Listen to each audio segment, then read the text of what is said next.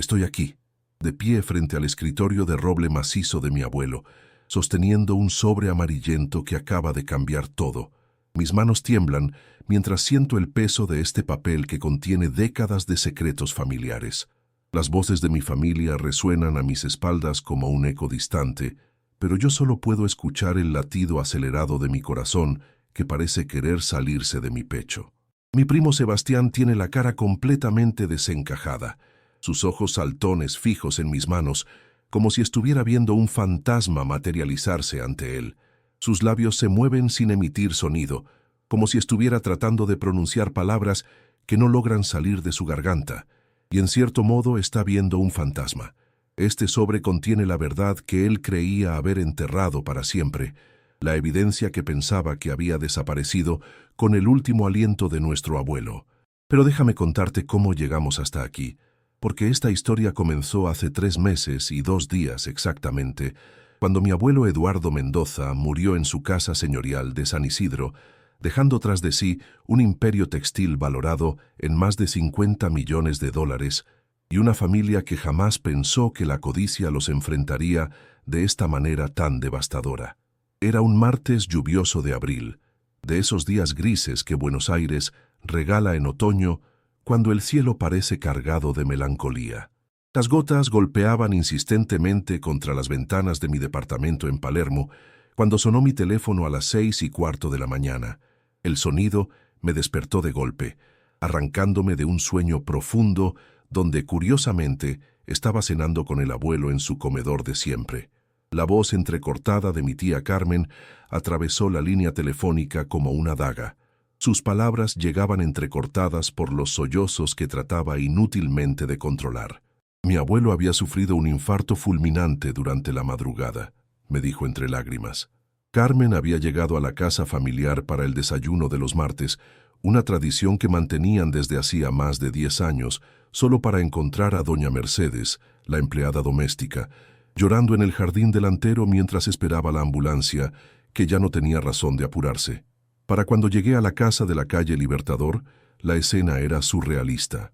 El mismo jardín donde había jugado de niño, donde el abuelo me había enseñado a reconocer las diferentes variedades de rosas que cultivaba con pasión obsesiva, ahora estaba lleno de paramédicos, policías y vecinos curiosos que se asomaban discretamente por encima de las rejas de hierro forjado.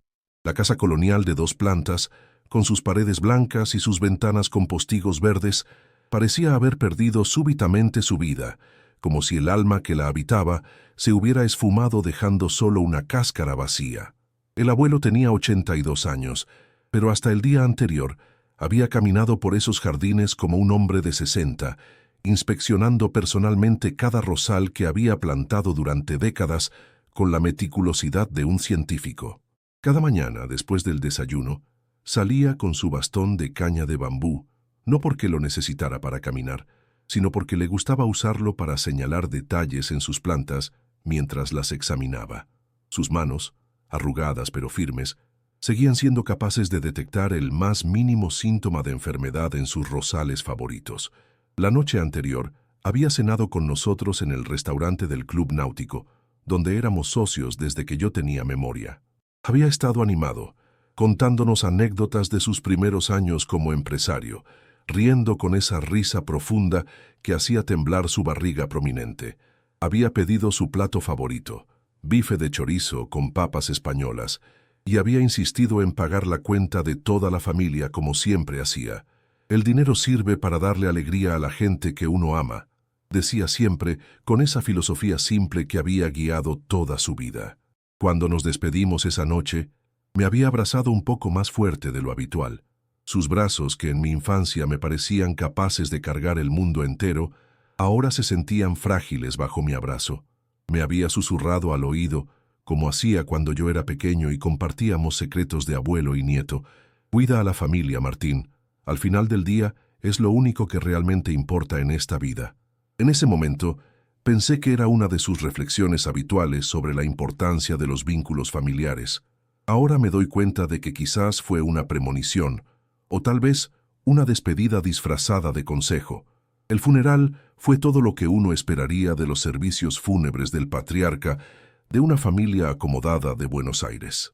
La iglesia del Sagrado Corazón, ubicada en el corazón de San Isidro, se llenó hasta el último rincón de empresarios que habían hecho negocios con él durante décadas, políticos que habían conocido tanto sus generosas donaciones como su influencia discreta, y amigos que recordaban al joven Eduardo, que había llegado desde Mendoza con nada más que ambición y una máquina de coser heredada de su madre.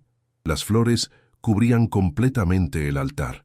Coronas de rosas rojas, sus favoritas, enviadas por competidores que respetaban su integridad empresarial, incluso cuando habían sido adversarios comerciales. Arreglos de claveles blancos de sus empleados, algunos de los cuales habían trabajado en la empresa familiar durante más de 20 años. Y en primera fila, el ramo de girasoles que yo había ordenado personalmente, porque recordaba cómo sus ojos se iluminaban cada vez que veía esas flores enormes en los mercados de verduras del norte de la ciudad. Pero yo solo tenía ojos para mi familia inmediata, los rostros que habían definido mis domingos de infancia y mis recuerdos más preciados. Estábamos todos ahí, vestidos de negro riguroso, compartiendo un dolor que nos unía, pero que cada uno procesaba de manera diferente. Mi padre Roberto, hermano menor del abuelo por 4 años, mantenía esa compostura estoica que había aprendido en sus años como oficial del ejército antes de dedicarse por completo a la empresa familiar. Sus ojos azules, idénticos a los del abuelo, estaban enrojecidos pero secos. Conocía a mi padre lo suficiente para saber que lloraría en privado. Probablemente esa noche, en la soledad de su estudio, rodeado de las fotos donde aparecía junto al abuelo en diferentes momentos de la historia de la empresa. Mi tía Carmen, la hija mayor de la familia y la única mujer entre los hermanos, lloraba silenciosamente detrás de un velo negro que no lograba ocultar completamente su dolor. A los 60 años, seguía siendo una mujer hermosa, con esa elegancia natural que había heredado de mi abuela materna y que había perfeccionado durante décadas como la anfitriona no oficial de los eventos sociales de la familia. Sus manos, siempre perfectamente manicuradas, sostenían un pañuelo de encaje que había pertenecido a mi bisabuela. Mi tío Miguel, el hijo del medio que había cumplido 58 años apenas un mes antes, parecía perdido en sus propios pensamientos. Durante toda su vida había vivido a la sombra de su hermano mayor y su hermana más carismática, encontrando su lugar en la familia a través de su expertise financiero y su personalidad tranquila. Sus gafas de marco dorado reflejaban las velas del altar mientras miraba fijamente el ataúd, probablemente calculando mentalmente las implicaciones económicas de esta pérdida, no por frialdad, sino porque esa era su manera natural de procesar las crisis. Y por supuesto estaba Sebastián, el hijo de Carmen, mi primo mayor por apenas 2 años, pero que desde la infancia había ejercido sobre mí esa influencia magnética que tienen los líderes naturales. A los 34 años, Sebastián tenía esa presencia que llenaba cualquier habitación donde entrara. Alto, de espaldas anchas heredadas del lado paterno de la familia, con el cabello castaño siempre perfectamente peinado y esos ojos verdes que parecían capaces de leer los pensamientos de las personas. Durante todo el funeral, mantuvo una expresión de dolor digno que me pareció apropiada para alguien que había sido tan cercano al abuelo. Sebastián siempre había sido el nieto favorito, o al menos eso creíamos todos sin ninguna duda. Desde pequeño había mostrado una facilidad natural para los negocios que impresionaba no solo al abuelo, sino a todos los adultos que lo conocían. A los 12 años ya sabía calcular porcentajes de ganancia mejor que muchos ejecutivos de la empresa. Podía explicar conceptos como flujo de caja, márgenes de rentabilidad y estrategias de expansión con una claridad que sorprendía a clientes y proveedores por igual. Recuerdo vívidamente una tarde de domingo, cuando Sebastián tenía 14 años y yo 12. Estábamos en el estudio del abuelo después del almuerzo familiar, cuando llegó una llamada urgente de uno de los principales clientes de la empresa. Había un problema con una entrega que podía costar miles de dólares en penalizaciones. El abuelo explicó la situación en voz alta, más para sí mismo que para nosotros. Cuando Sebastián intervino con una propuesta de solución tan elegante y práctica que el abuelo lo miró como si estuviera viendo a un genio en miniatura.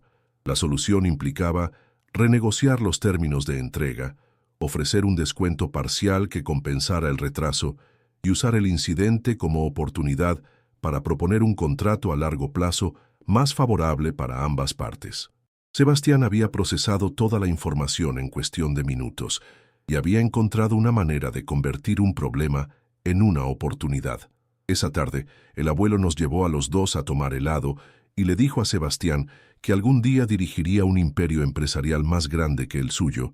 A los 18 años, cuando el resto de nosotros apenas pensábamos en qué carrera estudiar, Sebastián ya tenía un plan detallado para modernizar la empresa familiar. Había investigado tendencias internacionales en la industria textil, había identificado nichos de mercado que podríamos explotar, había calculado inversiones necesarias para automatizar procesos de producción. Su tesis de grado en Administración de Empresas fue un análisis exhaustivo de las oportunidades de expansión internacional para empresas textiles argentinas de tamaño medio. El abuelo guardaba una copia enmarcada en su oficina y se la mostraba con orgullo a cualquier visitante importante. Durante los años universitarios de Sebastián, el abuelo había comenzado a llevarlo cada vez más frecuentemente a reuniones importantes, primero como observador, después como asistente, finalmente como participante activo en las negociaciones. Los clientes más antiguos habían visto crecer a Sebastián desde niño y apreciaban la manera natural en que había asumido responsabilidades en la empresa. Muchos de ellos comentaban que veían en él la misma visión estratégica y la misma integridad que habían respetado en el abuelo durante décadas. El abuelo solía decir que Sebastián había nacido para dirigir el imperio Mendoza. Tiene el cerebro de un estratega y el corazón de un Mendoza, repetía con orgullo cada vez que alguien elogiaba las capacidades de su nieto mayor. Había planes no oficiales, pero bien conocidos por toda la familia, de que Sebastián asumiría gradualmente la dirección de la empresa, primero como gerente general, después como director ejecutivo, finalmente como propietario mayoritario, cuando el abuelo decidiera retirarse completamente. Durante las vacaciones familiares en Mar del Plata, en la casa de playa que había sido testigo de 3 generaciones de veranos Mendoza, el abuelo y Sebastián pasaban horas caminando por la orilla mientras discutían estrategias empresariales. Los veíamos desde la terraza, 2 figuras recortadas contra el horizonte del mar, el anciano con su bastón de bambú y el joven con las manos en los bolsillos, ambos completamente absortos en conversaciones que parecían determinar el futuro de todo lo que conocíamos, lo que nadie esperaba, lo que nadie podría haber imaginado en sus peores pesadillas, era lo que sucedió una semana después del funeral, cuando el doctor Herrera, el abogado de la familia desde hace 30 años, nos convocó a todos en su oficina de Recoleta para la lectura del testamento. El doctor Herrera era uno de esos hombres que parecían haber nacido para ser abogados de familias tradicionales porteñas. Tenía 70 años, el cabello completamente blanco, siempre perfectamente peinado hacia atrás, y usaba anteojos de marco dorado que le daban un aire de sabiduría antigua. Su oficina, ubicada en un edificio de principios de siglo en la calle Juncal, era un museo viviente del derecho argentino tradicional. Las paredes estaban cubiertas de estanterías con libros de jurisprudencia encuadernados en cuero, diplomas enmarcados de la Universidad de Buenos Aires y fotografías donde aparecía junto a políticos y empresarios prominentes de las últimas décadas. Recuerdo cada detalle de esa tarde porque fue el momento en que todo comenzó a cambiar, el instante exacto en que nuestra familia comenzó a resquebrajarse de maneras que no podríamos haber previsto. Era un jueves de mayo, uno de esos días otoñales de Buenos Aires, donde el sol lucha por abrirse paso entre nubes grises que amenazan lluvia. Llegamos todos por separado a la oficina, cada uno procesando a su manera la pérdida del patriarca familiar. La oficina del doctor Herrera olía a cuero viejo, café amargo y ese aroma indefinible de papel envejecido que tienen los lugares donde se guardan documentos importantes durante décadas. La alfombra persa que cubría el piso de parquet había sido testigo de miles de conversaciones legales, de firmas de contratos que habían cambiado fortunas, de lecturas testamentarias que habían redefinido el destino de familias enteras. Estábamos sentados en un semicírculo frente a su escritorio de caoba maciza, cada uno sumido en sus propios pensamientos y ansiedades. Mi padre había llegado directamente desde la fábrica y aún llevaba puesta esa camisa celeste que usaba siempre para las visitas a la planta de producción. Jugueteaba nerviosamente con su alianza matrimonial, haciéndola girar alrededor de su dedo, como siempre hacía cuando estaba ansioso. Era un tic que había desarrollado durante sus años en el ejército y que se intensificaba en momentos de tensión. La tía Carmen mantenía esa compostura elegante que la había caracterizado durante toda su vida, pero yo conocía lo suficiente los gestos de mi familia para notar los signos de nerviosismo que trataba de ocultar. Sus dedos tamborileaban casi imperceptiblemente sobre su cartera de cuero negro, y cada pocos minutos se alisaba una falda que no necesitaba ser alisada. Llevaba puesto su traje de Chanel gris oscuro, el mismo que usaba para todas las ocasiones formales importantes, y sus perlas, las que el abuelo le había regalado cuando cumplió 25 años. El tío Miguel había elegido sentarse en la silla más alejada de la ventana, como si la luz natural lo incomodara. Miraba alternativamente hacia la Plaza San Martín, que se veía a través de los cristales empleados, y hacia sus propias manos, probablemente haciendo cálculos mentales sobre distribuciones de patrimonio y implicaciones fiscales. Había traído una pequeña libreta, donde ocasionalmente anotaba números y porcentajes, preparándose para procesar cualquier información financiera compleja que pudiera surgir durante la lectura. Y Sebastián. Sebastián tenía una tranquilidad que en ese momento me pareció admirable, pero que después comprendería que era algo completamente diferente. Estaba sentado con la espalda perfectamente recta, las manos descansando relajadamente sobre sus rodillas, la mirada fija en el escritorio del abogado, como si estuviera meditando. No mostraba ninguno de los signos de ansiedad que el resto de nosotros tratábamos de disimular. Parecía casi sereno, como si ya supiera exactamente qué iba a escuchar. El doctor Herrera carraspeó suavemente, se ajustó los anteojos y abrió el sobre lacrado con ese sello de cera roja que el abuelo había usado durante décadas para sus documentos más importantes. El silencio en la habitación era tan absoluto que podíamos escuchar el murmullo del tráfico en la calle Juncal y el tic-tac del reloj de péndulo que había marcado el ritmo de miles de consultas legales. Su voz monótona, educada por décadas de práctica jurídica, comenzó a recitar las disposiciones legales habituales: identificación del testador, confirmación de que el documento había sido redactado en pleno uso de sus facultades mentales, revocación de testamentos anteriores, nombramiento de albaceas, todo el lenguaje técnico que precede a la parte que realmente importa, las disposiciones específicas sobre cómo se distribuiría una fortuna acumulada durante 60 años de trabajo empresarial.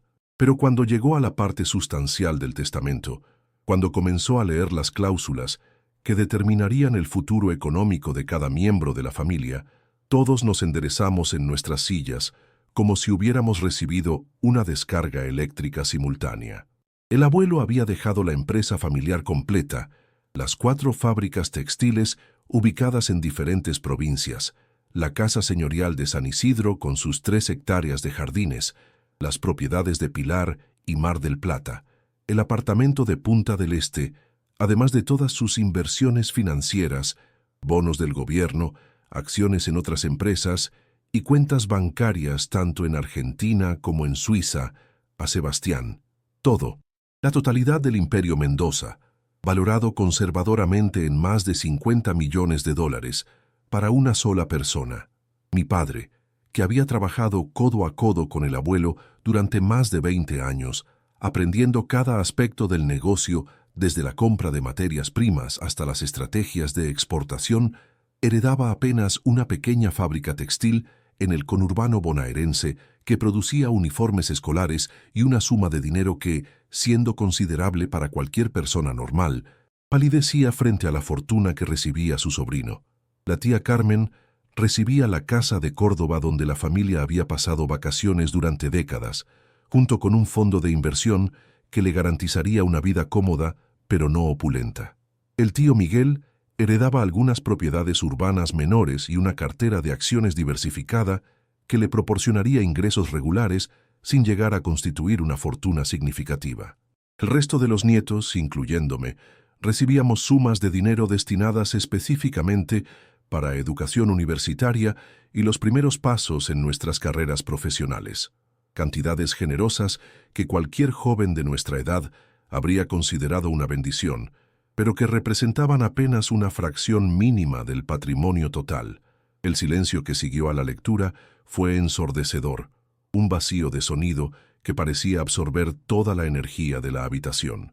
Podía escuchar mi propia respiración, el roce de la ropa cuando alguien se movía ligeramente en su silla, el murmullo distante de la ciudad que continuaba su ritmo normal, mientras nuestro mundo familiar se reorganizaba completamente. Yo miraba las caras de mi familia y veía una mezcla de sorpresa, decepción, confusión y algo que no supe identificar en ese momento, pero que después reconocí como la primera semilla de la sospecha.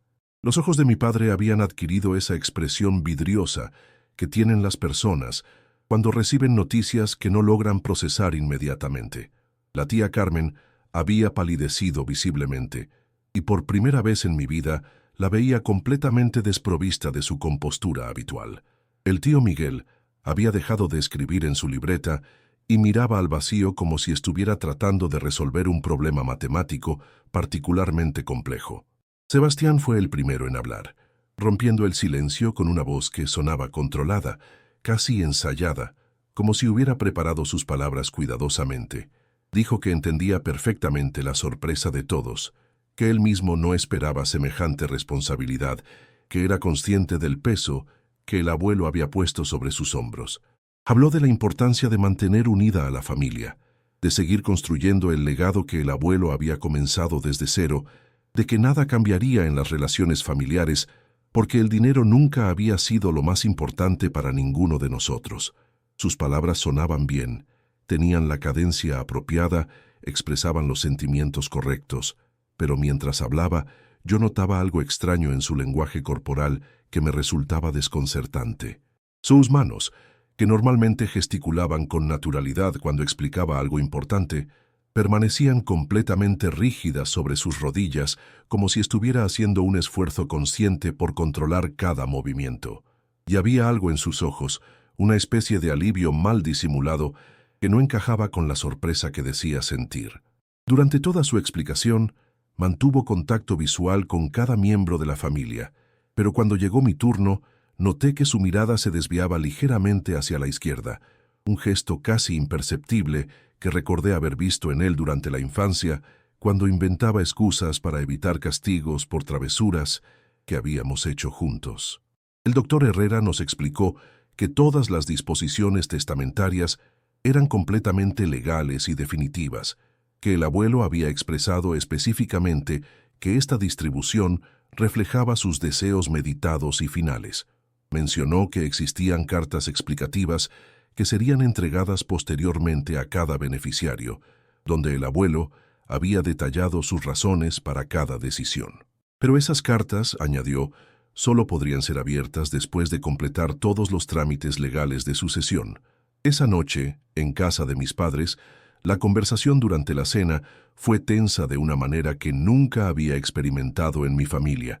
Mi madre, que siempre había sido la más directa de todos nosotros, preguntó sin rodeos si no les parecía extraño que el abuelo hubiera cambiado tan radicalmente su visión sobre la herencia familiar.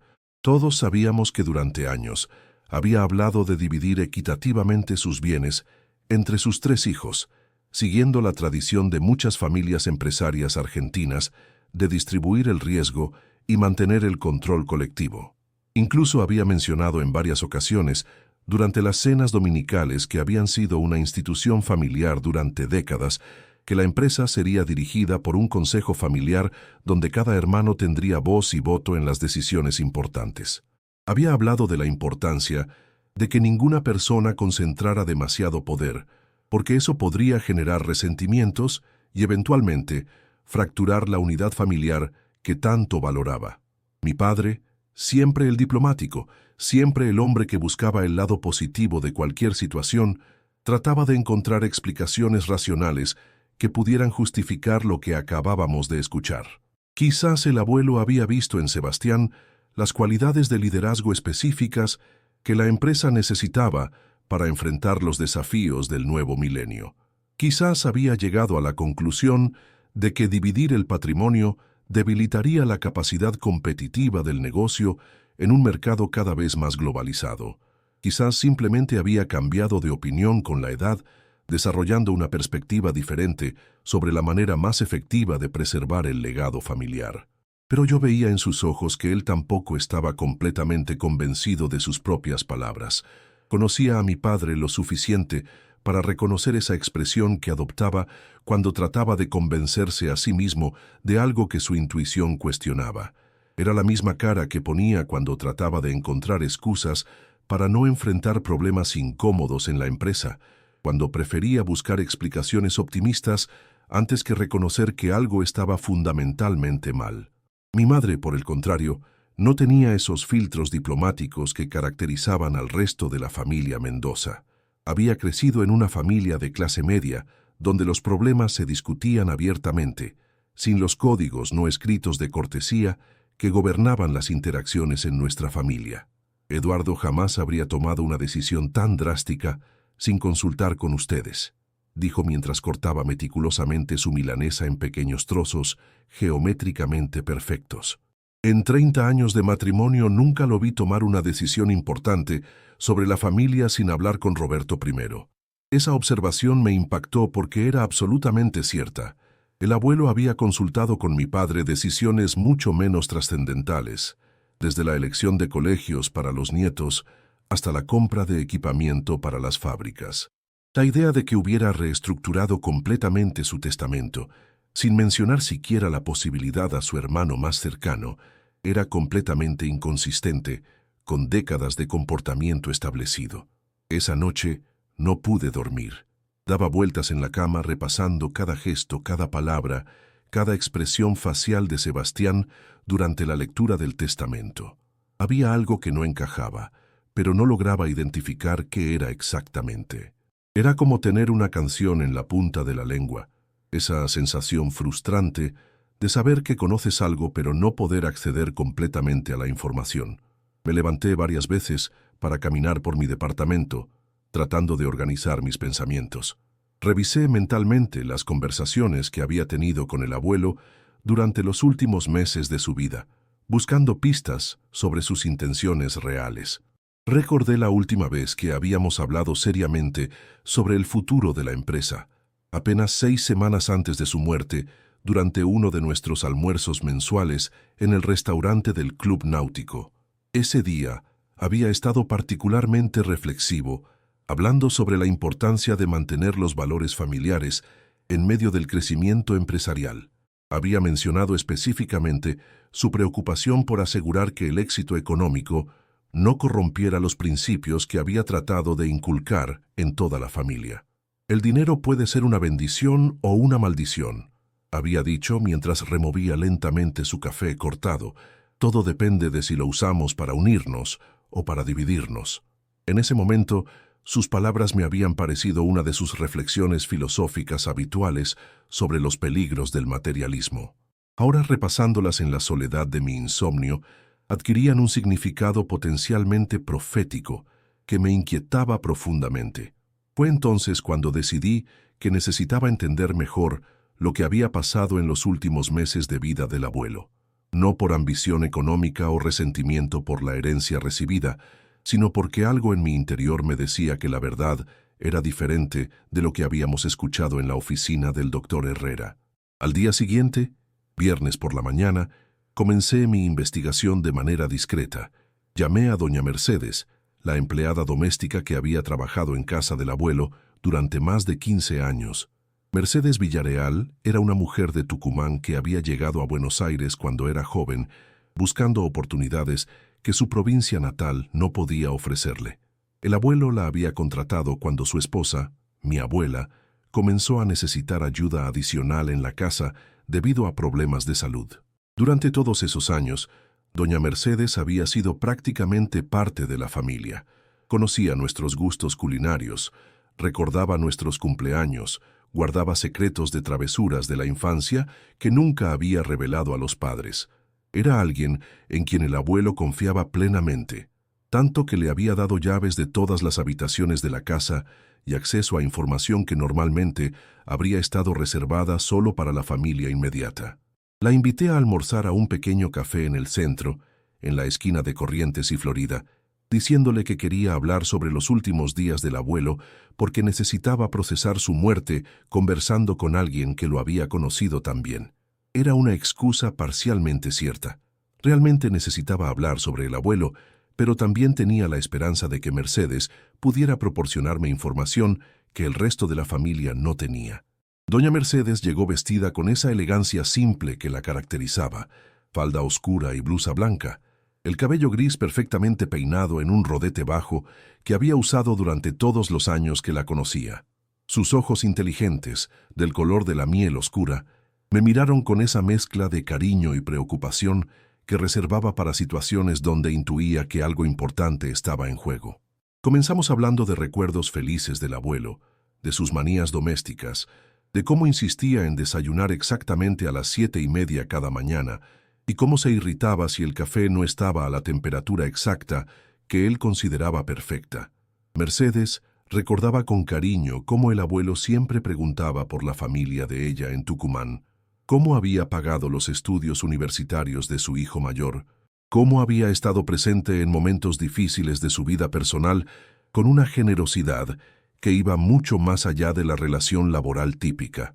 Pero cuando comencé a hacer preguntas más específicas sobre los últimos meses de vida del abuelo, Mercedes me contó detalles que comenzaron a formar un patrón inquietante que confirmaba mis sospechas más profundas.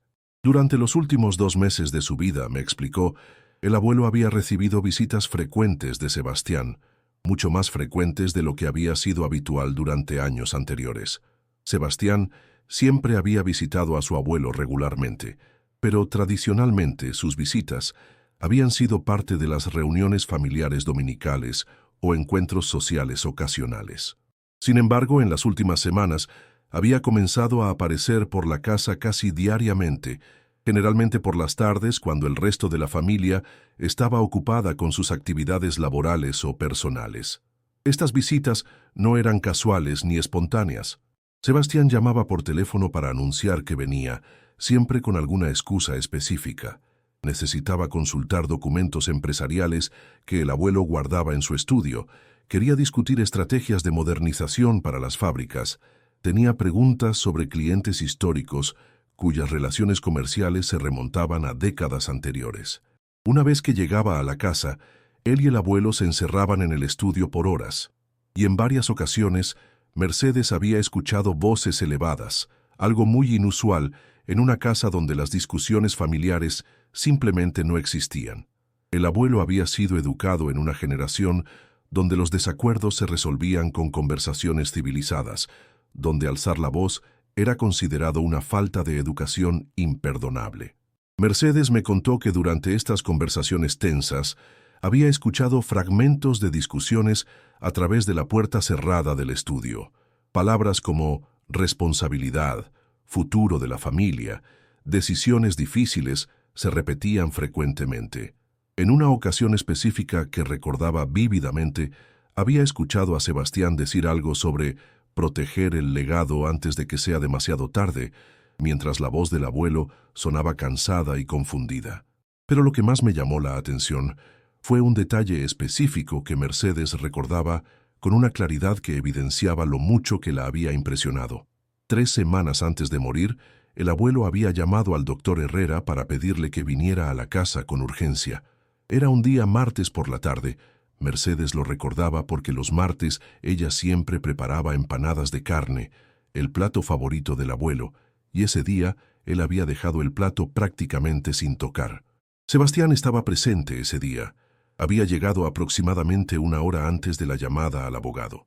Cuando el doctor Herrera llegó a la casa, los 3 hombres se encerraron en el estudio durante casi toda la tarde, desde las 3 hasta las 7 de la noche. Mercedes había servido café y masas 2 veces durante esa reunión prolongada, y cada vez que entraba al estudio, notaba la tensión palpable en el ambiente. Cuando finalmente salieron del estudio, el abuelo se veía visiblemente cansado y confundido, algo que Mercedes nunca había visto en él durante todos los años que había trabajado en la casa.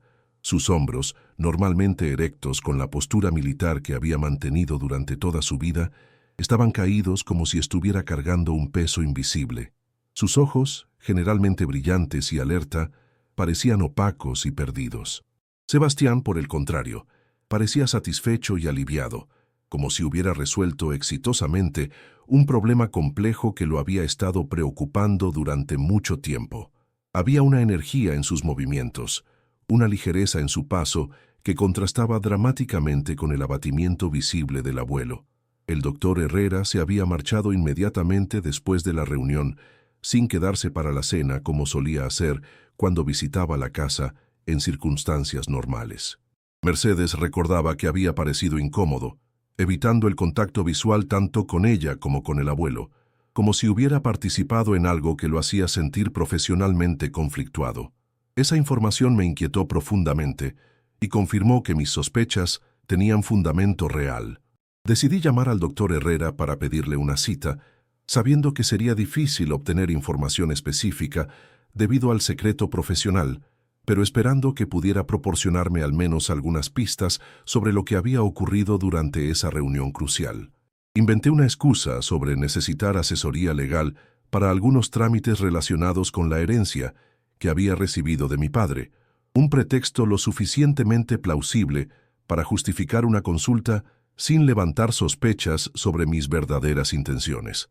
El doctor Herrera, que me conocía desde que era un niño pequeño y había presenciado mi crecimiento durante las visitas familiares a su oficina, accedió a recibirme sin dificultad. Su oficina, que había visitado docenas de veces durante mi infancia para firmar documentos relacionados con fideicomisos educativos y otras disposiciones familiares, me recibió con la misma sensación de gravedad institucional que recordaba. Las estanterías llenas de códigos legales, las fotografías de graduaciones universitarias, el olor a papel viejo y cuero envejecido creaban una atmósfera que invitaba a la confidencialidad y la confianza. Durante nuestra conversación, traté de sondear sutilmente sobre los últimos encuentros que había tenido con mi abuelo, presentando mis preguntas como parte de un proceso natural de duelo donde necesitaba entender los últimos pensamientos y preocupaciones del patriarca familiar. El doctor Herrera, siempre profesional y cuidadoso con sus palabras, se limitó inicialmente a comentarios generales sobre lo lúcido y decidido que había encontrado al abuelo en sus últimas semanas de vida. Describió a un hombre que, a pesar de su edad avanzada, mantenía una claridad mental impresionante y una comprensión detallada de todas las implicaciones de las decisiones que estaba tomando. Mencionó que el abuelo había hecho preguntas muy específicas sobre las consecuencias legales y fiscales de diferentes estructuras testamentarias, demostrando un conocimiento sofisticado de los instrumentos jurídicos disponibles para la planificación patrimonial. Pero cuando mencioné casualmente lo que Mercedes me había contado sobre la visita urgente de 3 semanas antes de la muerte, noté un ligero cambio en la expresión del doctor Herrera que confirmó que algo significativo había ocurrido durante ese encuentro. Sus cejas se fruncieron levemente, como si estuviera recordando algo específico que le resultaba incómodo, y por un momento desvió la mirada hacia los libros de jurisprudencia que cubrían las paredes de su oficina. Me dijo que efectivamente había visitado al abuelo por una solicitud urgente, pero que no podía divulgar detalles específicos debido al secreto profesional que protegía todas sus interacciones con clientes. Sin embargo, agregó algo que me heló la sangre y confirmó que mis intuiciones estaban apuntando en la dirección correcta. Mencionó que había notado al abuelo un poco presionado durante esa última visita, una palabra que eligió cuidadosamente después de una pausa que evidenciaba lo mucho que había considerado si debía compartir esa observación. También comentó que algunas de las decisiones que el abuelo había tomado durante esa reunión le habían parecido precipitadas para alguien que tradicionalmente era tan meticuloso y reflexivo con todos los asuntos legales. El doctor Herrera explicó que durante décadas de trabajo con el abuelo había llegado a conocer muy bien su proceso de toma de decisiones. Era un hombre que consultaba múltiples fuentes de información, que pedía tiempo para reflexionar sobre las implicaciones de cualquier cambio importante, que generalmente regresaba varias veces para hacer ajustes menores antes de finalizar cualquier documento legal significativo.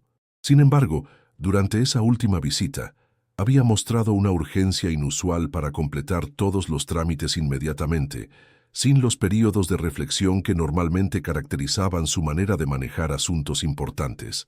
Había insistido en que todo fuera redactado y firmado ese mismo día, rechazando las sugerencias del abogado de tomar tiempo adicional para revisar las implicaciones de los cambios que estaba implementando.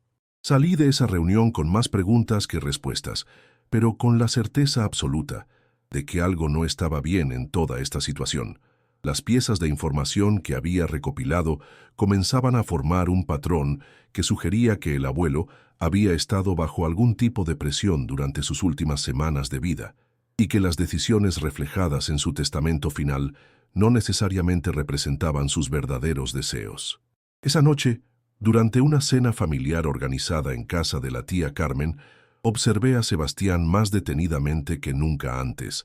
La cena se había organizado oficialmente para discutir los próximos pasos en la administración de la herencia y para asegurar que la transición empresarial se realizara de manera ordenada, que minimizara las disrupciones operacionales.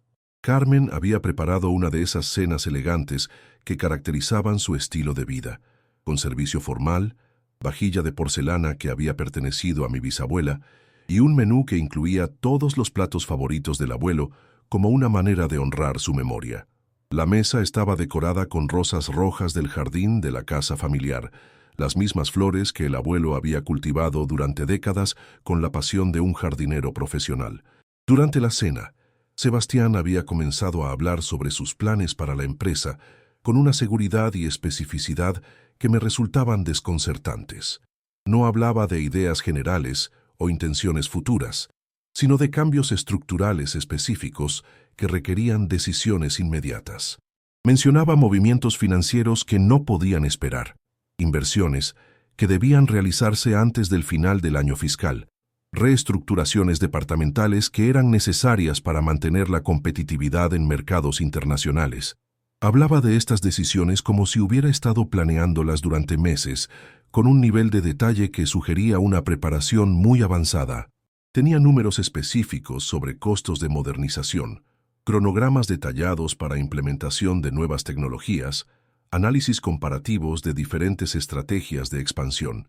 Era como si hubiera estado esperando este momento durante mucho tiempo y hubiera desarrollado planes comprensivos que estaba ansioso por implementar.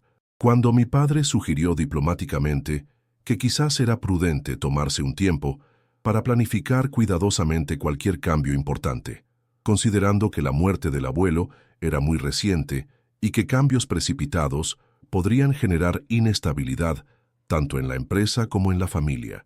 Sebastián respondió con una vehemencia inusual que me sorprendió por su intensidad. Argumentó que el mercado no esperaba procesos de duelo familiares, que la competencia estaba constantemente buscando oportunidades para ganar ventajas durante periodos de transición empresarial, que retrasar decisiones críticas por razones emocionales sería una traición al legado pragmático que el abuelo había construido durante décadas de trabajo empresarial inteligente. Sus argumentos tenían lógica empresarial, pero la manera en que los presentaba, con esa urgencia casi desesperada y esa resistencia a cualquier sugerencia de moderación, me resultaba sospechosa. Era como si estuviera tratando de convencernos de algo de lo que él mismo no estaba completamente seguro, como si necesitara que aceptáramos sus planes rápidamente antes de que tuviéramos tiempo de analizarlos cuidadosamente. Fue durante esa conversación cuando me fijé en algo que me llamó poderosamente la atención y que se convertiría en una pista importante para mi investigación. Sebastián tenía una pequeña cicatriz en el nudillo de su mano derecha que no recordaba haber visto antes. Era una marca pequeña pero distintiva, del tipo que deja una cortada profunda que ha sanado recientemente. Cuando le pregunté casualmente qué le había pasado en la mano, titubeó un segundo antes de responder, y su explicación sonó ensayada y poco convincente. Dijo que se había lastimado moviendo cajas en el depósito de la empresa cuando había ido a revisar inventarios de materias primas para sus análisis de modernización. Pero yo sabía que Sebastián jamás tocaba mercadería en los depósitos. Esa no era su área de trabajo ni su responsabilidad dentro de la empresa. Como ejecutivo de planificación estratégica, su trabajo se desarrollaba completamente en oficinas, reuniones con clientes y análisis de mercado. La idea de que estuviera moviendo cajas físicamente en depósitos era completamente inconsistente con todo lo que conocía sobre sus funciones profesionales. Además, la manera en que había respondido con esa pausa inicial y esa mirada evasiva que había aprendido a reconocer desde nuestra infancia compartida, confirmaba que estaba ocultando algo sobre el origen de esa lesión. Al día siguiente, sábado por la mañana, decidí visitar la casa del abuelo. Oficialmente, la propiedad era ahora de Sebastián, pero él había asegurado a toda la familia que podíamos ir cuando quisiéramos para recordar al abuelo y para tomar objetos personales que tuvieran valor sentimental, pero no monetario significativo. Era una propuesta generosa que había sido bien recibida por todos, pero que también me ofrecía la oportunidad perfecta para investigar más profundamente lo que había ocurrido durante las últimas semanas de vida del abuelo. Doña Mercedes seguía yendo a la casa 3 veces por semana para mantener todo en orden perfecto, como si el abuelo pudiera regresar en cualquier momento y encontrar todo exactamente como le gustaba. Ella me dejó entrar sin problemas, incluso parecía aliviada de tener compañía en esa casa, que ahora se sentía demasiado grande y silenciosa, sin la presencia del patriarca que le había dado vida durante décadas. Caminar por esa casa era como moverse a través de los recuerdos de toda mi infancia y adolescencia. Cada habitación contenía memorias específicas que habían moldeado mi comprensión de lo que significaba ser parte de la familia Mendoza. El olor a cera de abejas de los muebles antiguos que Mercedes cuidaba con devoción religiosa. La luz dorada que se filtraba por los vitrales del hall principal, creando patrones de colores que cambiaban durante el día. El sonido familiar de mis pasos en el parquet de madera que crujía en los mismos lugares donde había crujido durante generaciones. El comedor, donde habíamos celebrado cientos de almuerzos dominicales, donde el abuelo se sentaba siempre en la cabecera de la mesa, con esa autoridad natural que no necesitaba ser impuesta, sino que simplemente emanaba de su presencia. La sala de estar donde habíamos abierto regalos en Navidades, que ahora parecían pertenecer a otra vida, donde el abuelo nos contaba historias de sus primeros años como empresario mientras tomábamos chocolate caliente en tardes de invierno. Pero esta vez no era una visita nostálgica motivada por el deseo de revivir recuerdos felices. Tenía una misión específica que requería toda mi concentración y metodicidad. Me dirigí directamente al estudio del abuelo, una habitación amplia y masculina, con estanterías que llegaban hasta el techo abarrotadas de libros sobre historia argentina, tratados de economía empresarial, biografías de líderes industriales internacionales y novelas clásicas que releía periódicamente. Su escritorio imponente de roble macizo dominaba el centro de la habitación, el mismo lugar desde donde había dirigido su imperio durante décadas, tomando decisiones que habían afectado las vidas de cientos de empleados y sus familias. Todo parecía estar exactamente como él lo había dejado, como si Mercedes hubiera creado un museo personal dedicado a preservar cada detalle de su rutina diaria. Sus libros de contabilidad estaban ordenados meticulosamente por años en estanterías específicas. Sus plumas Fountain favoritas, las que usaba para firmar todos los documentos importantes, estaban alineadas perfectamente sobre el escritorio. Incluso su taza de café favorita, una pieza de porcelana azul que había pertenecido a mi bisabuelo, seguía en su posición habitual junto al teléfono negro de disco que se había negado a reemplazar con modelos más modernos. Comencé a revisar sistemáticamente cada cajón, cada archivo, cada compartimento secreto que recordaba haber visto usar al abuelo durante visitas de mi infancia, buscando algo que pudiera darme una pista sobre qué había pasado en las últimas semanas de su vida. En el cajón principal del escritorio encontré la agenda personal del abuelo, un cuaderno de cuero negro de la marca Moleskine, donde anotaba meticulosamente todas sus citas, compromisos y recordatorios personales. El abuelo había mantenido esta agenda personal separada de su calendario empresarial, usándola para registrar actividades familiares, citas médicas, eventos sociales y reflexiones personales que no quería mezclar con sus responsabilidades profesionales. Era una costumbre que había desarrollado décadas atrás cuando había aprendido la importancia de mantener cierta separación entre los aspectos públicos y privados de su vida. Las últimas páginas de la agenda confirmaban exactamente lo que Mercedes me había contado durante nuestro almuerzo. Había una frecuencia inusual de reuniones con Sebastián durante los últimos 2 meses de vida, marcada simplemente como S, asuntos, familia, en la letra cuidadosa del abuelo. Estas entradas aparecían con una regularidad que era completamente atípica comparada con patrones de años anteriores. Tradicionalmente, las reuniones familiares aparecían en la agenda como eventos grupales: almuerzo domingo, todos, cumpleaños Carmen, reunión empresa, Roberto y Miguel. Pero estas nuevas entradas eran consistentemente individuales y frecuentes, a veces apareciendo 2 o 3 veces por semana durante las últimas 8 semanas de vida del abuelo. Pero había algo más en esas páginas finales que me perturbó profundamente. En las anotaciones de las últimas semanas aparecían referencias crípticas a documentos importantes, revisión testamento y, más inquietante aún, varias entradas que decían simplemente «revisar decisión», seguidas de signos de interrogación que evidenciaban confusión o conflicto interno. Era evidente que el abuelo había estado reconsiderando algo importante durante esas últimas semanas, algo que le generaba suficiente ansiedad como para anotarlo repetidamente en su agenda personal. El hombre meticuloso y decidido, que había dirigido un imperio empresarial durante décadas, estaba claramente luchando con algún tipo de dilema que lo obligaba a cuestionar decisiones que ya había tomado. En una de las últimas entradas, fechada apenas 5 días antes de su muerte, había escrito «¿Estoy haciendo lo correcto?», con una letra que se veía menos firme que su caligrafía habitual. Era una pregunta que reflejaba una vulnerabilidad que nunca había visto en él, una incertidumbre que era completamente inconsistente con la seguridad que había caracterizado todas sus decisiones importantes durante los años que lo había conocido.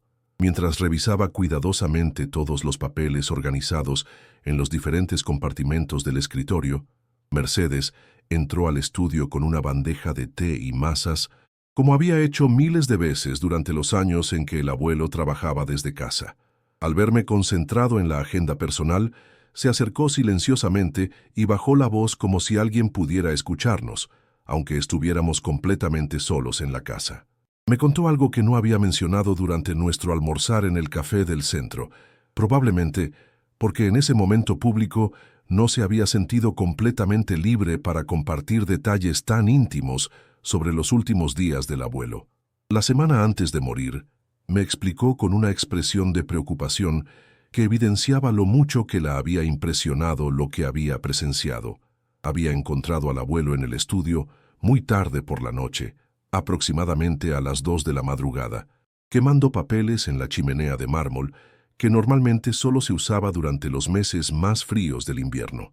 Mercedes había bajado a la cocina para buscar un vaso de agua cuando había notado luz filtrando por debajo de la puerta del estudio.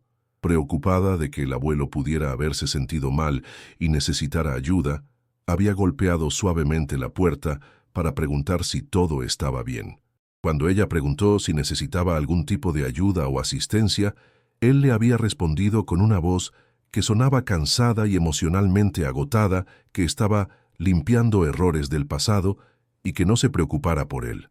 La frase había impresionado tanto a Mercedes que la recordaba palabra por palabra, porque el abuelo nunca había hablado de su vida en términos de errores que necesitaran corrección.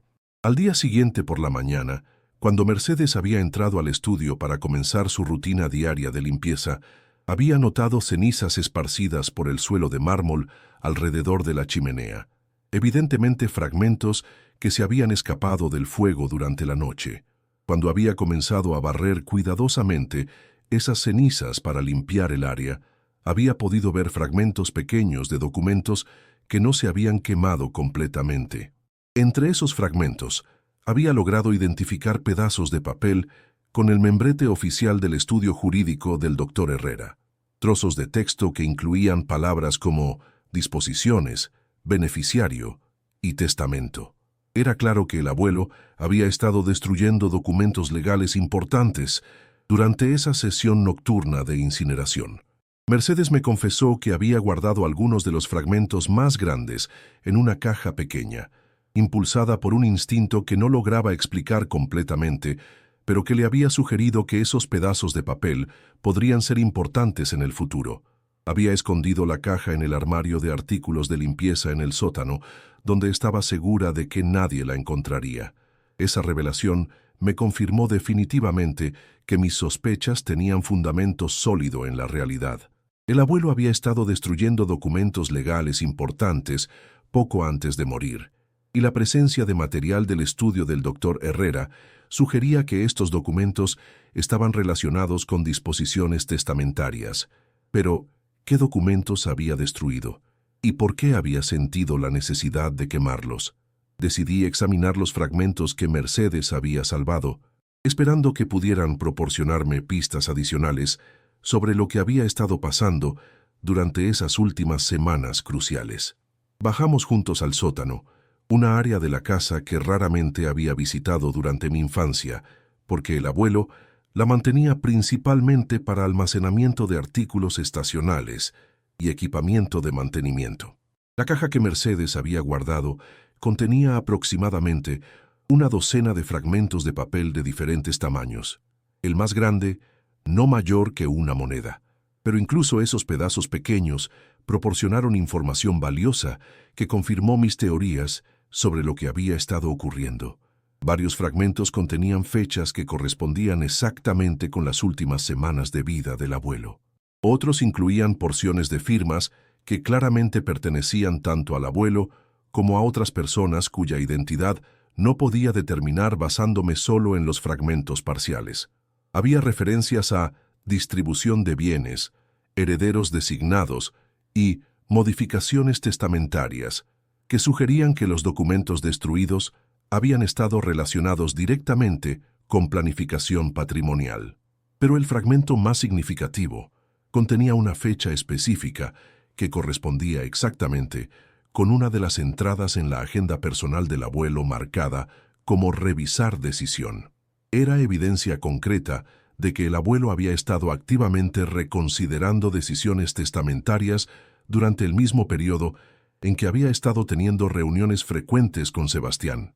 Con esta nueva información, comencé a desarrollar una teoría sobre lo que podría haber estado ocurriendo.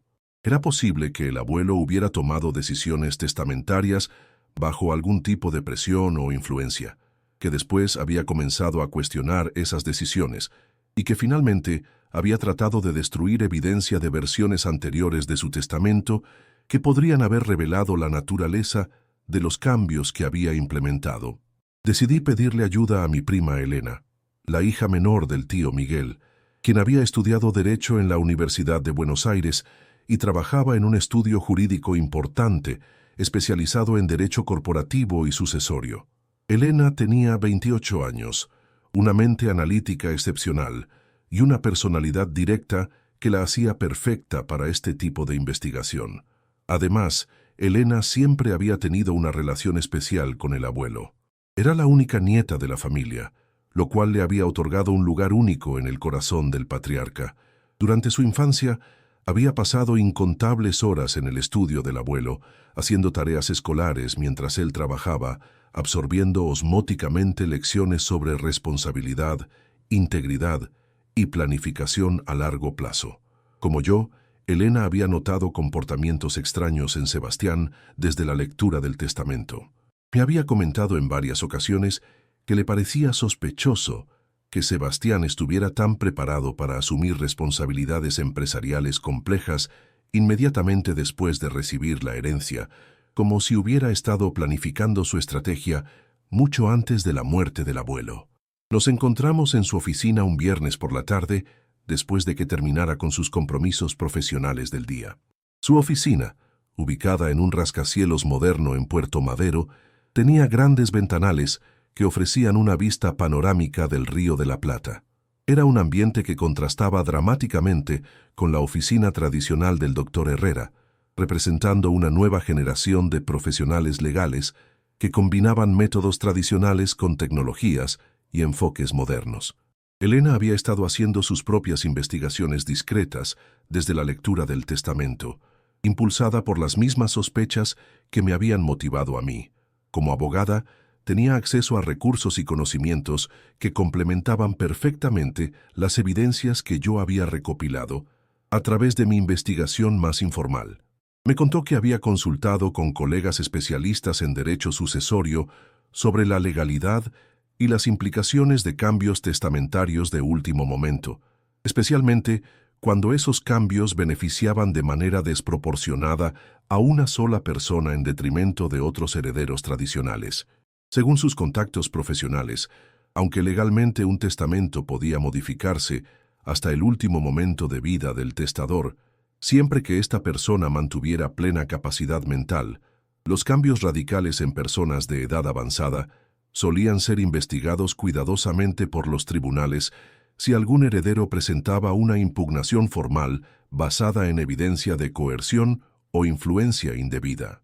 Para presentar una impugnación exitosa, explicó Elena, se necesitaban pruebas concretas de que el testador había estado bajo presión psicológica, coerción económica o manipulación emocional al momento de hacer los cambios testamentarios.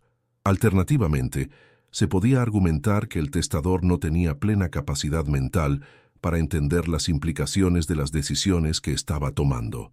Elena también me reveló información que yo no había pensado investigar y que cambió completamente mi perspectiva sobre los motivos de Sebastián.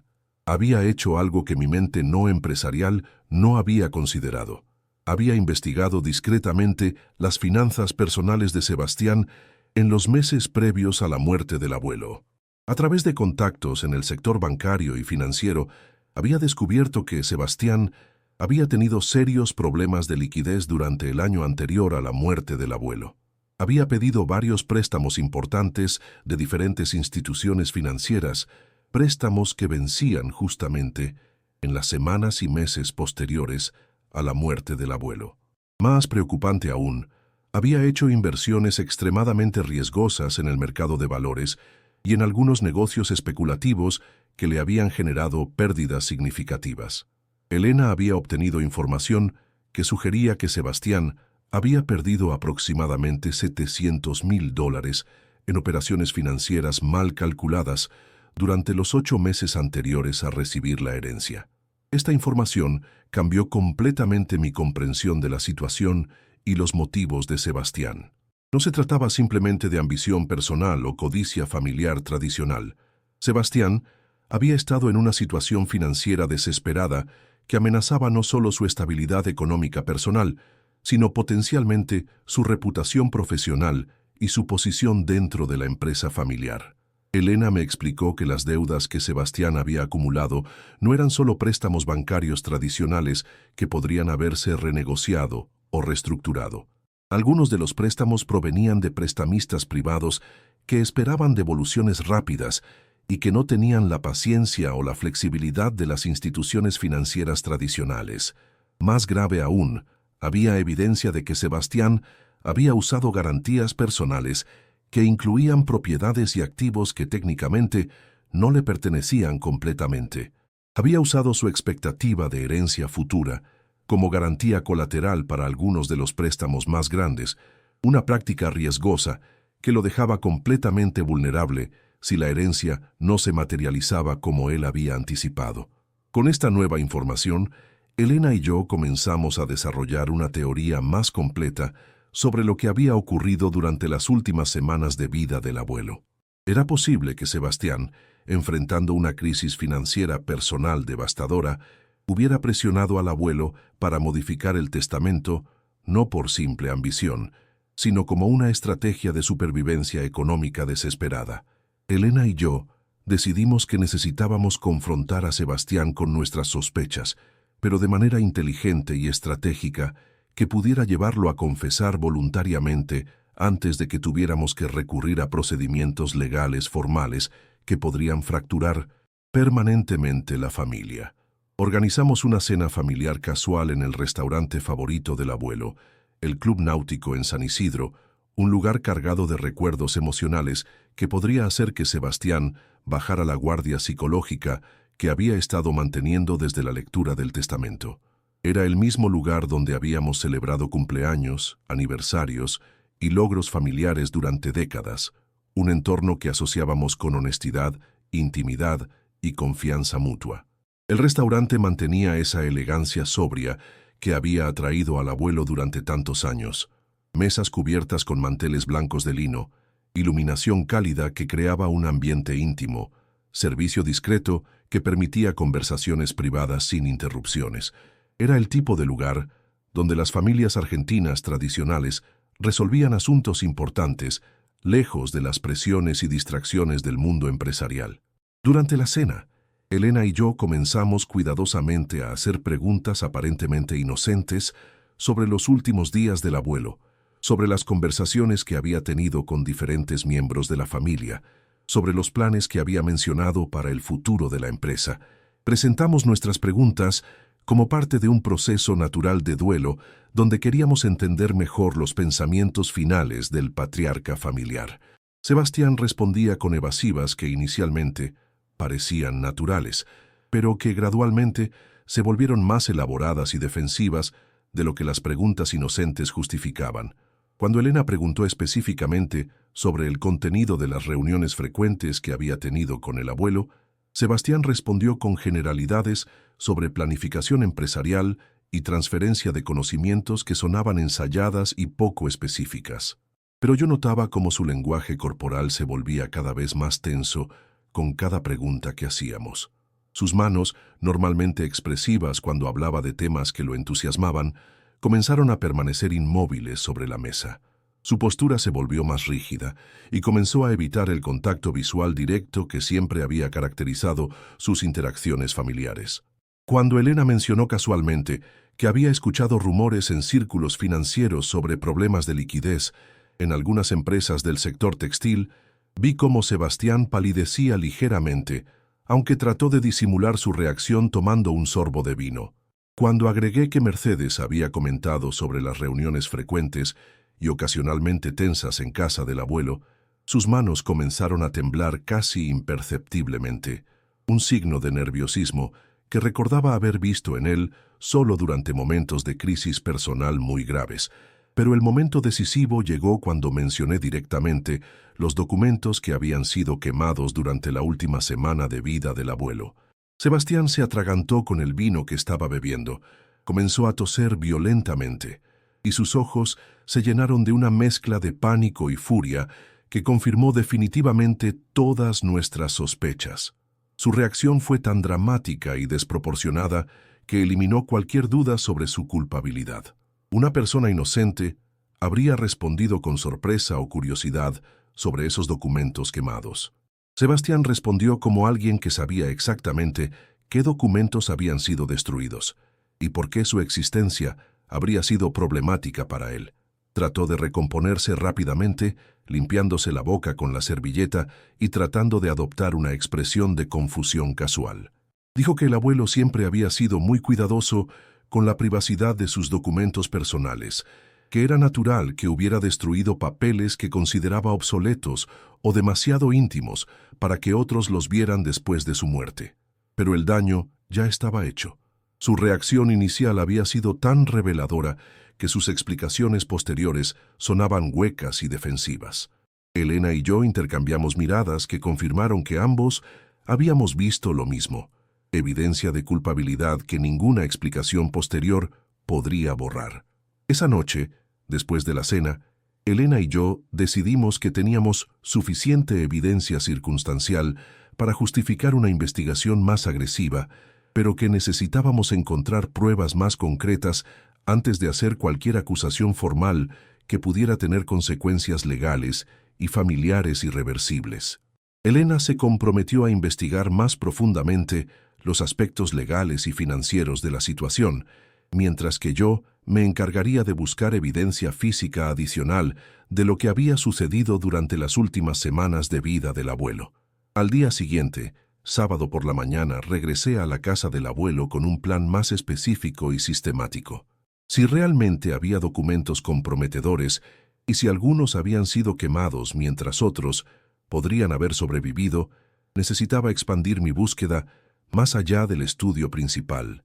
Comencé por examinar más meticulosamente la chimenea donde Mercedes había visto al abuelo quemando documentos. Usando una linterna pequeña, revisé cada centímetro del interior de la chimenea, buscando fragmentos adicionales que pudieran haber quedado atrapados en grietas o hendiduras que la limpieza rutinaria no habría alcanzado. Entre las cenizas ya frías y los residuos acumulados durante años de uso ocasional, encontré pequeños fragmentos de papel adicionales que habían escapado tanto al fuego como a la limpieza posterior. Eran demasiado pequeños para leer contenido específico, pero pude identificar partes de sellos oficiales, fragmentos de firmas en tinta azul y esquinas de documentos que claramente habían sido impresos en papel oficial de alta calidad. Un fragmento particularmente revelador contenía parte de una fecha que correspondía exactamente con una de las últimas entradas en la agenda personal del abuelo, confirmando que los documentos destruidos habían sido contemporáneos con el período de revisión de decisiones que había documentado en sus notas personales. Después de examinar exhaustivamente la chimenea, me dirigí a la biblioteca personal del abuelo, una habitación adyacente al estudio que contenía aproximadamente 2000 libros acumulados durante décadas de lectura voraz. Sabía que el abuelo tenía la costumbre de guardar copias de documentos importantes entre las páginas de libros específicos, una manía de seguridad que había desarrollado después de que un incendio en su primera oficina destruyera archivos importantes durante los años 60. Era una práctica que conocía bien, porque durante mi infancia había visto al abuelo esconder copias de contratos importantes, cartas familiares significativas y documentos sentimentales entre las páginas de libros que sabía que nadie más abriría casualmente. Tenía un sistema personal donde diferentes tipos de documentos se guardaban en diferentes categorías de libros, creando un archivo secreto que solo él conocía completamente. Comencé por los libros de Derecho Empresarial y Planificación Financiera, sus favoritos, para esconder documentos relacionados con la empresa. En el tercer libro que revisé, un tratado sobre sucesiones familiares y planificación patrimonial, encontré algo que me dejó completamente sin respiración y que cambió todo mi entendimiento de la situación. Entre las páginas había una copia en papel carbón de un documento con membrete del estudio del doctor Herrera. Era una versión anterior del testamento del abuelo, fechada apenas 2 meses antes de su muerte, que era completamente diferente del testamento que habíamos escuchado leer en la oficina del abogado. En esta versión anterior, el patrimonio se dividía de manera completamente diferente y mucho más equitativa. La empresa familiar se dejaba a un consorcio formado por los 3 hijos del abuelo, con Sebastián como director ejecutivo, pero no como dueño absoluto. Las propiedades se repartían proporcionalmente entre toda la familia. Había disposiciones específicas para la educación universitaria de los nietos menores, fondos de jubilación para empleados antiguos de la empresa y donaciones significativas para las organizaciones benéficas que el abuelo había apoyado durante décadas. Era exactamente el tipo de testamento que todos habíamos esperado del abuelo, consistente con décadas de conversaciones familiares sobre sus valores y prioridades. Pero algo había cambiado dramáticamente en las últimas semanas de su vida para llevarlo a crear una versión completamente diferente que concentraba la totalidad del patrimonio en una sola persona.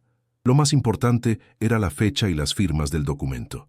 Estaba firmado por el abuelo con su letra característica, con fecha de exactamente 2 meses antes de su muerte.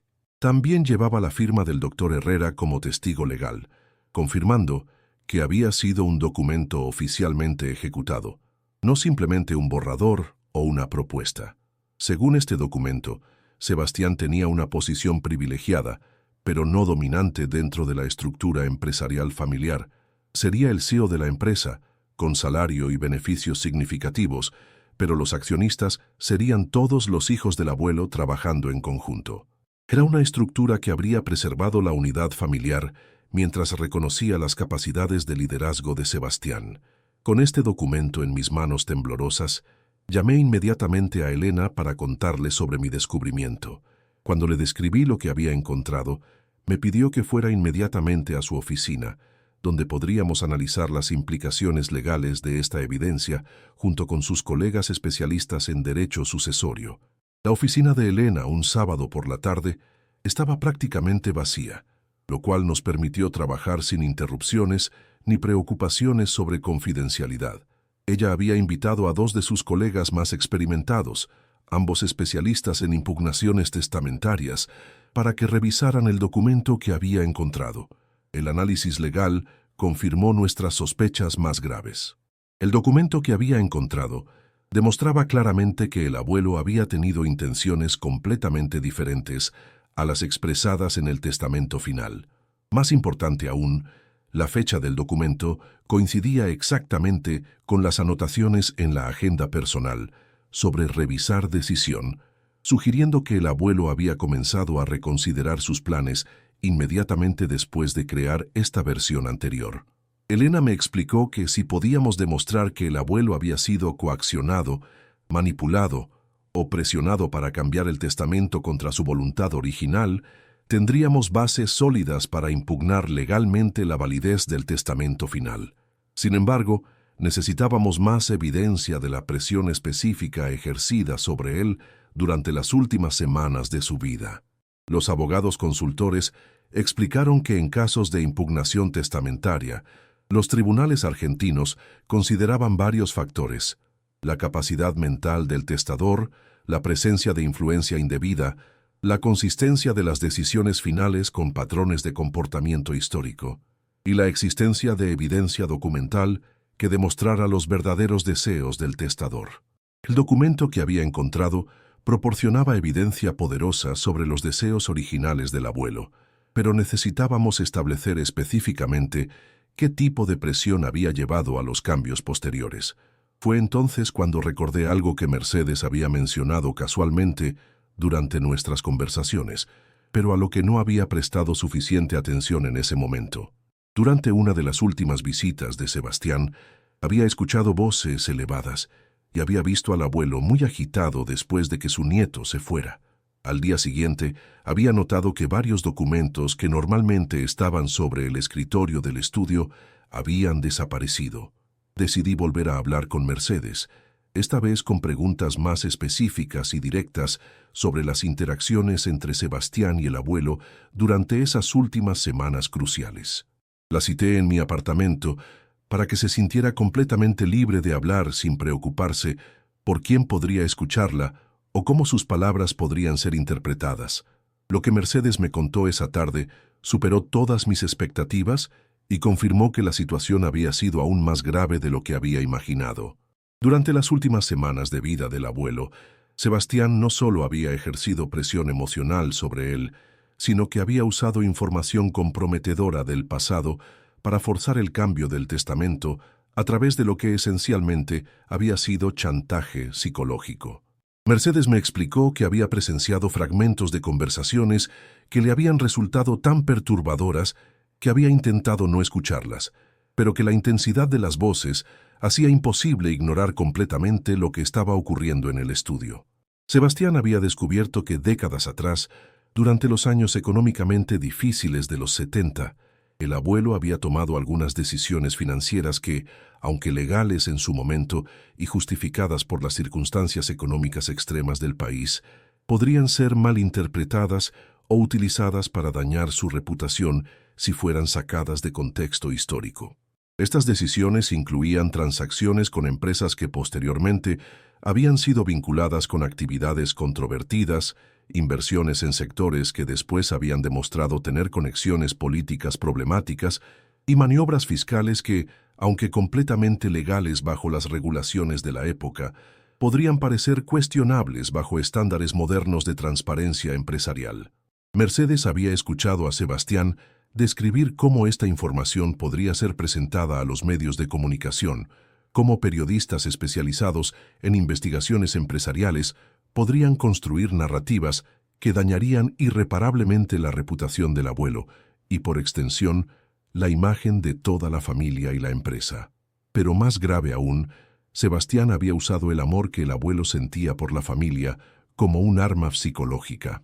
Había argumentado que si esta información se hacía pública después de su muerte, no solo dañaría su propia reputación póstuma, sino que afectaría las oportunidades profesionales y sociales de todos los miembros de la familia, especialmente de los nietos más jóvenes que estaban comenzando sus carreras. Había presentado escenarios catastróficos donde la familia quedaría socialmente estigmatizada, donde la empresa perdería clientes importantes, donde las generaciones futuras cargarían con el peso de acusaciones infundadas pero mediáticamente poderosas sobre el fundador del imperio familiar. Mercedes me contó que había escuchado a Sebastián presentar estos argumentos con una crueldad calculada que la había impresionado profundamente. No había gritado ni amenazado directamente, sino que había construido meticulosamente un caso sobre por qué el abuelo no tenía alternativa que modificar el testamento para proteger a la familia de las consecuencias de revelaciones que Sebastián estaba implícitamente amenazando con hacer públicas. La presión psicológica había sido sistemática y sostenida durante semanas. Sebastián había visitado al abuelo día tras día, presentándole evidencias adicionales de por qué sus planes originales de distribución familiar fracasarían, mostrándole informes financieros manipulados que demostraban la inviabilidad económica de dividir la empresa entre múltiples herederos.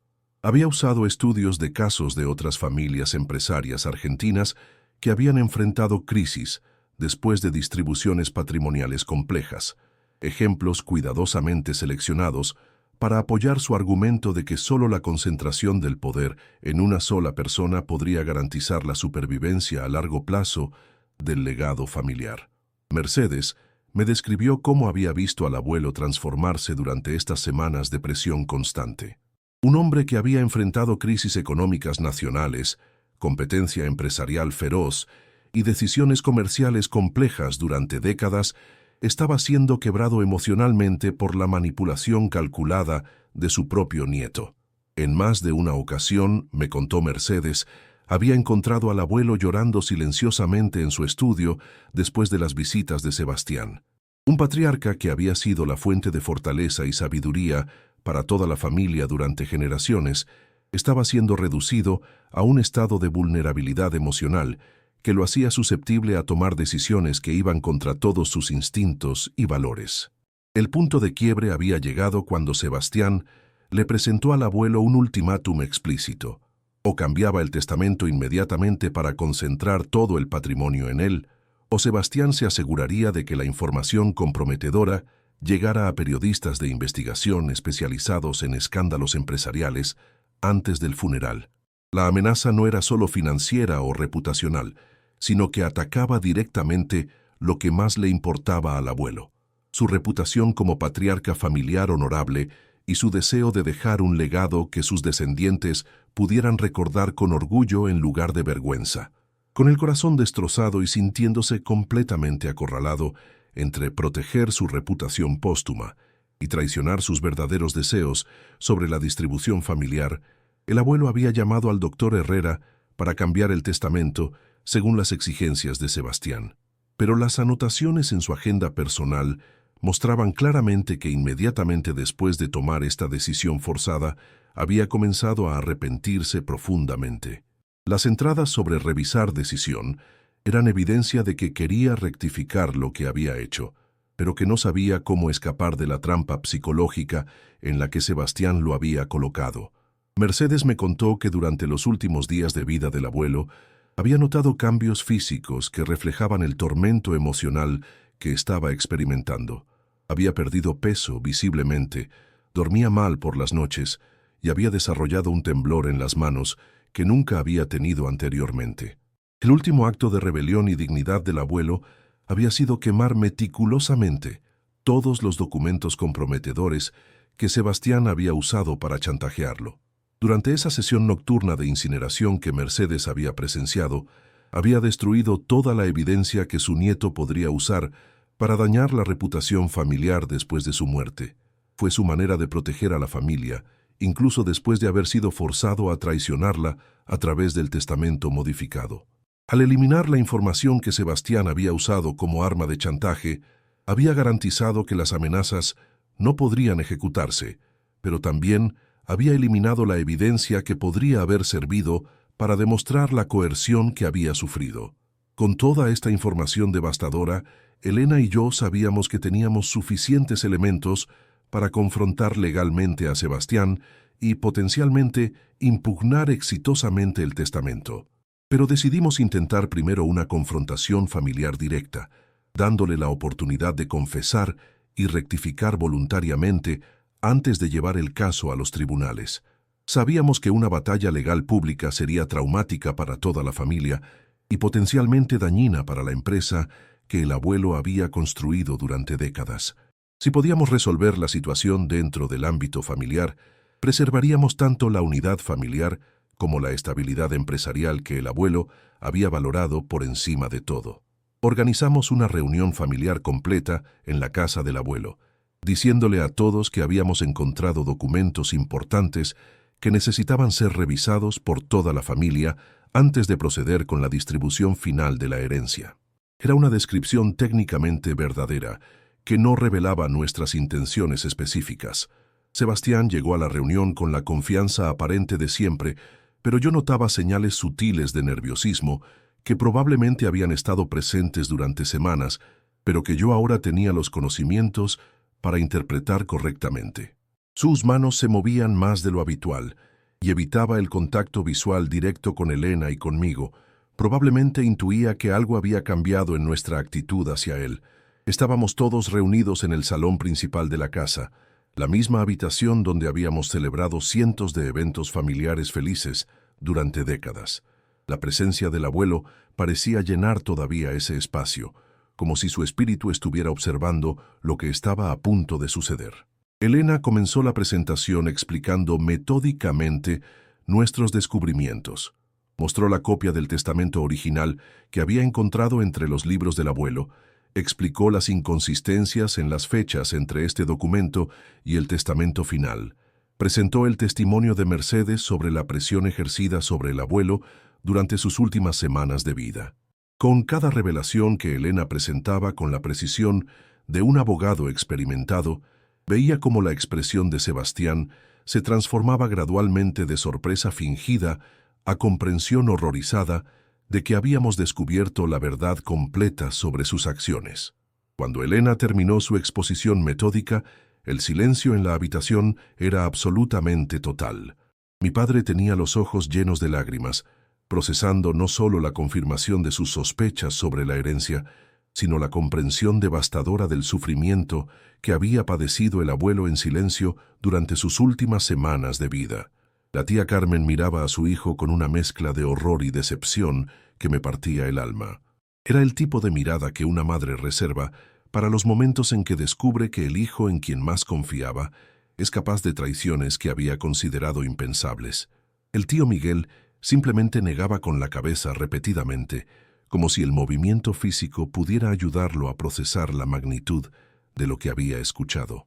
Sus manos temblaban ligeramente mientras trataba de reconciliar la imagen del sobrino que había ayudado a criar con la descripción del manipulador cruel que acabábamos de descubrir. Sebastián trató desesperadamente de defenderse, pero sus argumentos sonaban ensayados y contradictorios. Negó categóricamente todas las acusaciones, insistió en que éramos nosotros quienes estábamos manipulando evidencia por resentimiento y celos. Afirmó que el abuelo había tomado todas las decisiones libremente después de reflexionar cuidadosamente sobre el futuro de la empresa y la familia. Argumentó que él había sido simplemente un consejero que había ayudado al abuelo a entender las realidades económicas modernas que requerían estructuras empresariales más eficientes. Dijo que los documentos que habíamos encontrado eran borradores preliminares que el abuelo había descartado después de análisis más profundo de las implicaciones financieras. Pero sus argumentos sonaban desesperados y contradictorios, especialmente cuando trató de explicar por qué no había mencionado anteriormente la existencia de versiones testamentarias previas o las discusiones extensas que había tenido con el abuelo sobre modificaciones patrimoniales. Fue entonces cuando decidí revelar la información más devastadora que Mercedes me había proporcionado. Le expliqué que sabíamos sobre sus problemas financieros desesperados, sobre los préstamos que necesitaba pagar urgentemente, sobre las inversiones fallidas que lo habían llevado al borde de la ruina económica personal. Le describí cómo habíamos descubierto la manera sistemática en que había usado información comprometedora para chantajear emocionalmente al abuelo, cómo había explorado el amor familiar como una herramienta de manipulación, cómo había construido escenarios de terror para forzar decisiones que beneficiaban únicamente sus intereses personales. Por un momento, vi en sus ojos algo parecido al arrepentimiento genuino. Sus defensas psicológicas parecieron colapsar momentáneamente, y pude ver al joven que había sido antes de que la desesperación financiera lo transformara en alguien capaz de traicionar la confianza familiar de manera tan calculada. Pero rápidamente se recompuso y siguió negando todo con una vehemencia que revelaba más culpabilidad que inocencia. Dijo que se iba, que no iba a quedarse a escuchar calumnias infundadas, que si queríamos impugnar el testamento, tendríamos que hacerlo a través de abogados y tribunales donde la verdad real sería establecida a través de procedimientos legales apropiados. Se dirigió hacia la puerta, con la postura rígida de alguien que está tratando de mantener la dignidad en medio de una situación que se ha vuelto insostenible. Pero yo sabía que no podía dejarlo ir sin revelar la última pieza de evidencia que habíamos descubierto. Fue entonces cuando recordé algo que había visto en el escritorio del abuelo durante mi primera visita investigativa, pero a lo que no había prestado suficiente atención porque estaba concentrado en buscar evidencia más obvia. Había un sobre amarillento que estaba parcialmente oculto debajo de una pila de documentos rutinarios, papeles de facturas pagadas y correspondencia comercial sin importancia. En ese momento, había asumido que era simplemente más correspondencia empresarial sin relevancia para mi investigación.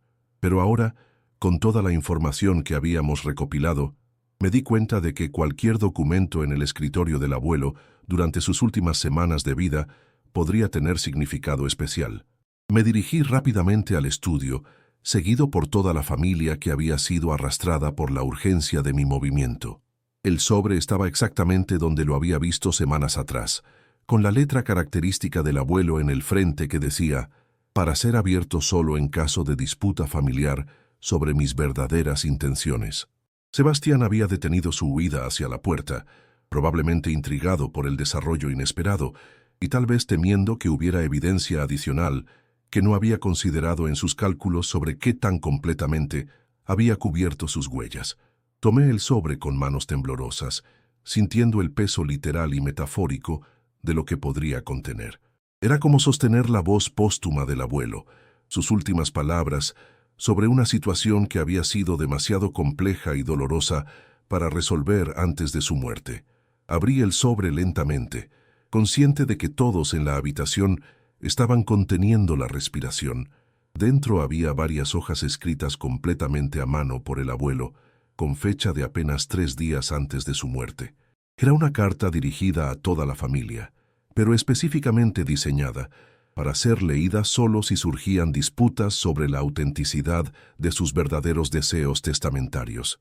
Comencé a leer en voz alta, mi propia voz temblando ligeramente por la emoción de escuchar las palabras finales del abuelo sobre la situación que había destruido sus últimas semanas de vida. La carta comenzaba con una explicación detallada de todo lo que había sucedido. El abuelo describía cómo Sebastián había usado información del pasado para presionarlo psicológicamente, cómo había amenazado con destruir la reputación familiar que había construido durante décadas de trabajo honesto y responsable. Describía el chantaje emocional con una precisión que demostraba lo profundamente que había entendido la naturaleza de la manipulación que estaba sufriendo, incluso mientras se sentía incapaz de resistirla efectivamente. El abuelo explicaba cómo Sebastián había manipulado su amor por la familia, transformándolo en una vulnerabilidad que podía ser explotada para forzar decisiones que iban contra todos sus instintos y valores. Describía la manera sistemática en que su nieto había construido argumentos sobre por qué la concentración del patrimonio era la única manera de proteger el legado familiar. Pero lo más devastador era la descripción del sufrimiento emocional que había padecido, sintiéndose traicionado por el nieto en quien más había confiado, el joven que había considerado como el heredero natural de sus valores y principios empresariales. La carta también incluía una confesión completa de todos los errores del pasado que Sebastián había usado como material de chantaje. El abuelo los detallaba minuciosamente, explicando el contexto histórico, las circunstancias económicas nacionales que habían influido en las decisiones y cómo había pasado décadas tratando de rectificar cualquier daño involuntario que hubiera causado. Era evidente que había decidido que prefería enfrentar las consecuencias de revelaciones públicas sobre errores del pasado antes que permitir que fueran usados para perpetuar una injusticia contra el resto de la familia. Pero la parte más poderosa de la carta era la sección donde expresaba claramente su voluntad real sobre la distribución de su patrimonio. Confirmaba explícitamente que el testamento original, el que habíamos encontrado entre los libros de su biblioteca, reflejaba fielmente sus verdaderos deseos sobre cómo quería que se manejara su legado. Pedía perdón a la familia por haber cedido temporalmente a la presión, pero explicaba que había planeado rectificar completamente la situación antes de morir. La muerte lo había alcanzado antes de que pudiera implementar esta rectificación, pero había dejado esta carta como evidencia de sus verdaderas intenciones. La carta concluía con una reflexión profunda sobre la importancia de la honestidad y la integridad en los negocios familiares. El abuelo escribía que prefería que su imperio se desmoronara completamente antes que ser construido sobre cimientos de chantaje, manipulación y traición de la confianza familiar. Era su última lección sobre los valores que realmente importaban en la vida, una declaración de que el éxito empresarial carece de significado si se obtiene a través de métodos que corrompen los vínculos familiares que dan sentido a cualquier logro material. Cuando terminé de leer, Sebastián estaba completamente descompuesto. Todas sus defensas psicológicas habían caído definitivamente. Ya no podía negar la evidencia que acababa de ser presentada en las propias palabras del abuelo. Su estrategia de manipulación había sido documentada meticulosamente por la víctima de sus acciones. Lo que siguió fue la confesión más dolorosa y reveladora que había presenciado en mi vida. Sebastián se derrumbó completamente, tanto física como